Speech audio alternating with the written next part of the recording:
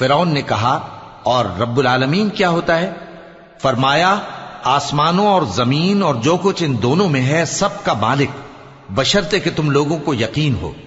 فرعون نے اپنے ارد گرد کے لوگوں سے کہا کہ کیا تم سنتے نہیں؟ موسیٰ نے کہا کہ تمہارا اور تمہارے اگلے باپ دادوں کا بھی مالک۔ فرعون نے کہا کہ یہ پیغمبر جو تمہاری طرف بھیجا گیا ہے باولا ہے۔ موسیٰ نے کہا کہ مشرق اور مغرب اور جو کچھ ان دونوں کے درمیان ہے سب کا مالک، بشرطے کہ تم کو سمجھ ہو۔ فرعون نے کہا کہ اگر تم نے میرے سوا کسی اور کو معبود بنایا تو میں تمہیں قید کر دوں گا۔ موسیٰ نے کہا خواہ میں آپ کے پاس روشن چیز لاؤں یعنی معجزہ؟ فرعون نے کہا اگر سچے ہو تو اسے لاؤ، دکھاؤ۔